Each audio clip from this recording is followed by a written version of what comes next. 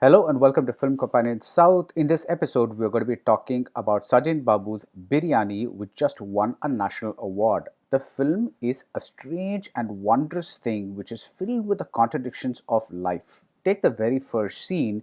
It shows a man mounting a woman with scant regard for her satisfaction. He's treating her like the piece of meat that you will find in the biryani.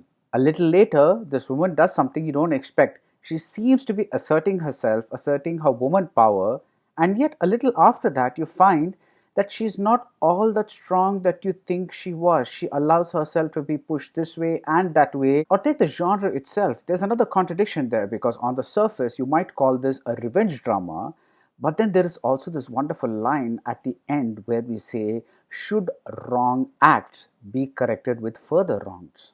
Now, this is a film that demolishes conventional character arcs and narrative arcs so that we get behavioral traits and behavioral segments that all add up to tell us why Khadija is the way she is. Now, Khadija, played by Karni Kusruti, she's wonderful. She is the protagonist of this film. Her father is a fisherman, he's dead. Her mother has lost her mind, and her brother is suspected of being an ISIS sympathizer. Now, Kerala's labor migration in the 1960s may have sustained the economy of the Middle East, but back home, or at least now, the Keralite Muslim has begun to be seen as suspect in the eyes of the majoritarian religions. But like most happenings in Khadija's life, you get the feeling that this too shall pass. Now, as I said, Kani Kusuri is excellent because she kind of transforms her character's numbness into a kind of dull force. Sometimes she pushes forward, she pushes against, she looks like a protagonist who's doing something. At other times, she allows herself to be pushed around.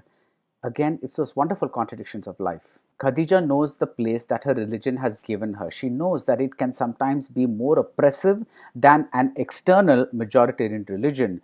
She knows, for example, that her husband can, whatever the law says, can triple talaq her with just a message on the mobile phone. Sometimes she sheds a tear or two, at other times she carries on with that numbness, with that resolve. Now, this is not the movie style resolve where somebody says, you've done all these bad things to me and now I'm going to show you what I'm capable of. This is not that kind of resolve. It's a resolve of a person who is at once strong and weak, vengeful and forgiving, helpless yet resourceful. It's the resolve of a person who knows that shit is going to keep happening whatever she does, and maybe, just maybe, once in a while, something nice might happen too. The director includes a lot of scenes of TV debates that are about the Islamic situation.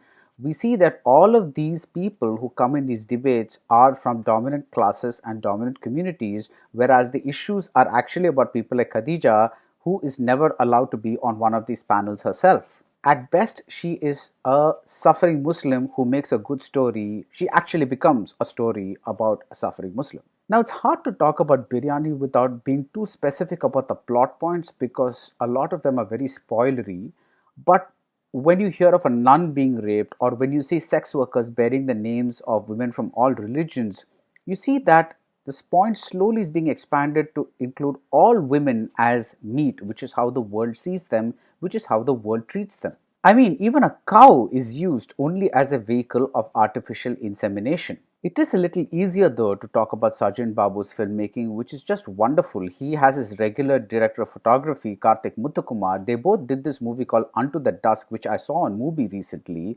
It's just lovely. There is a genuine style in this filmmaker's work. You get the sense of a screenplay in the sense that definite things seems to be happening, yet there is this fascinating unstructuredness to the whole thing which makes it like life itself. His work exists in the twilight zone between fiction and fact, dream images and reality. He loves visuals. His visuals are really lovely. He loves faces especially. But I think he likes controversy even more. And as in Biryani, when you see an explicit close up of a circumcision, you don't see something that's graphic or brutal. All you see is more meat. So that's it about Biryani. The full review is up on the Film Companion website. If you like this video, do subscribe to Film Companion South and see you soon at the movies.